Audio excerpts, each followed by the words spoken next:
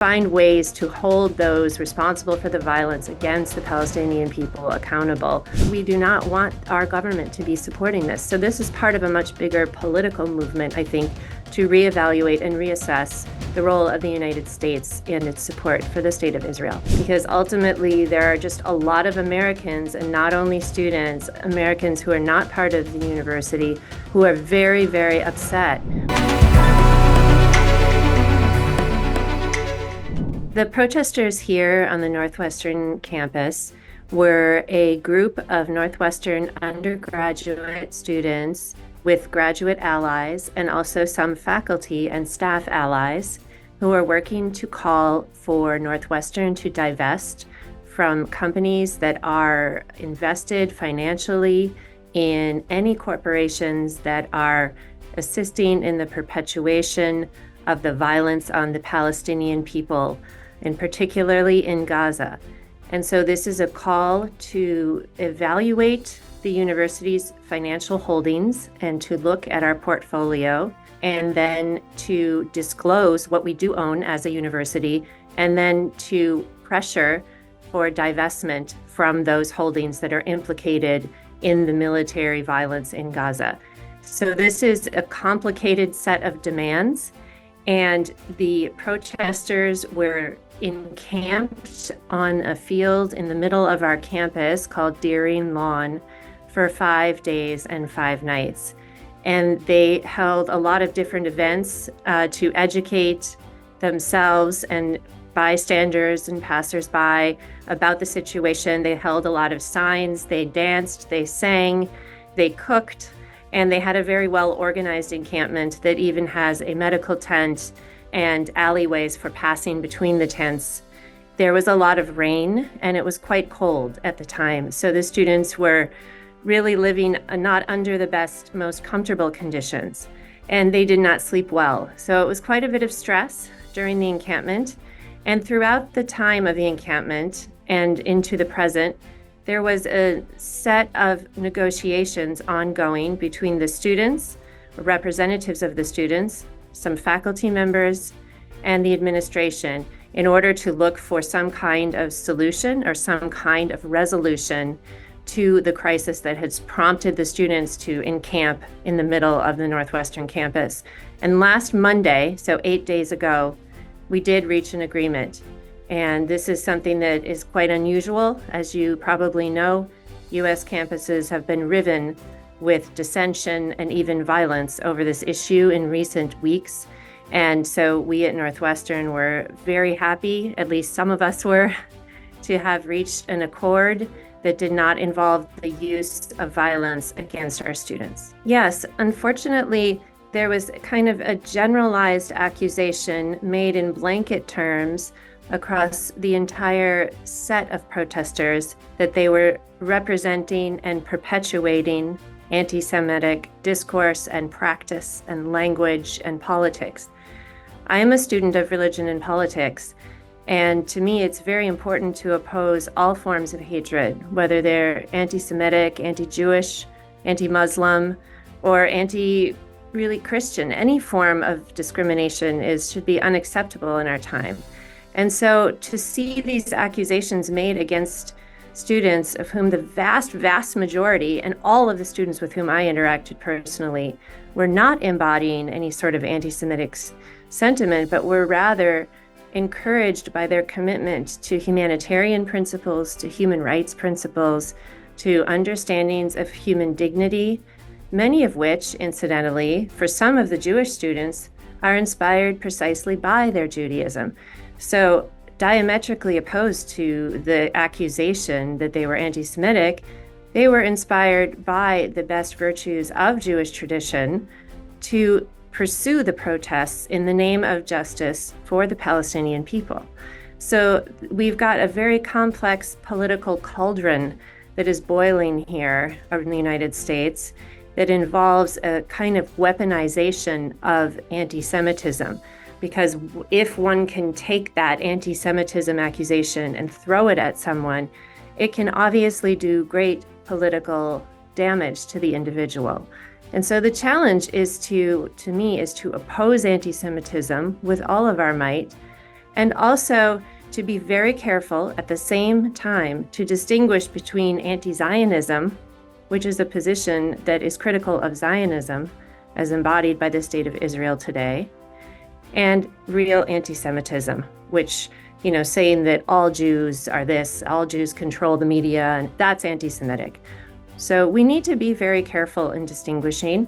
And I think we're seeing some new spaces open up in American politics for real discussions of what it means to support Zionism, to be a liberal Zionist, and whether that in itself is maybe a contradiction in terms, and what forms of new political order in the Middle East would guarantee equality for all citizens, including Jews, and what that might look like. So right now we have a long way to go in the US on this discourse, and we're facing a lot of headwinds and a lot of pushback. I'm not particularly optimistic, but I'm also hopeful. One has to be hopeful for the students' sake. They're really out there on the front line making the sacrifices.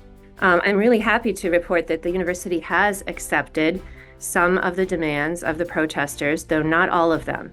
In the agreement that was reached 8 days ago, the university made a commitment to disclose our investments in a set of companies that could be whose identity would be requested by the students. So to explain it, let me give an example. A student or faculty or staff of Northwestern now has the right to approach the administration with the name of a corporation, let's say Elbit Systems, for example, a big Israeli corporation, and say, we want to know if Northwestern has any financial holdings in this corporation. The university then, under the agreement, has 30 days to respond, and they must reveal whether we are currently holding Elbit Systems or whether we have held Elbit Systems in the past quarter. So in other words, you're not allowed to quickly sell it off and then say, oh, we don't have any. They have 30 days to respond, and that is going to be a process that will require a great deal of effort because I'm sure your listeners understand financial holdings are quite complex. Many of them they're directly held by Northwestern, many are indirectly held and managed by a series of money managers. And it can take some time to ascertain exactly which holdings Northwestern has. So the first step is disclosure. That is a major step, and the university has agreed to that step. So we are already seeing requests coming in from internal stakeholders to disclose what Northwestern is holding in about 30 different companies. So we are already starting that process of disclosure. Some of the other aspects of the agreement include support for affinity groups that are MENA and Muslim students here at the Northwestern campus. They will have a temporary space immediately, and as of 2026, a permanent house that is dedicated to the community in order to give them a place to build community and to be together and to feel that they have earned the respect that they deserve as campus that want to come together and represent themselves as a community. So that's a big development. We've also got, as part of the agreement, 2 visiting Palestinian faculty members for 2 years and the intention to renew, as well as full ride tuitions for 5 undergraduate Palestinian students to come and study at Northwestern and receive their degrees from Northwestern. Again, there's a commitment to fundraise to make those agreements more sustainable. So we're also seeing a re-enlivening of the investment advisory board, which will be brought together. Again, it has been defunct for a few years. It has not been meeting. And it will be brought together. It will be comprised of students, faculty, and staff who will be able to provide input to the Board of Trustees and to the administration about the investments that Northwestern is making. And that is not only about Israel. This is not only a question of Israel. This is also a question of fossil fuels, of other military commitments that the university is supporting through its investments, and any range of other concerns and questions that faculty, staff, or students might have about Northwestern's portfolio.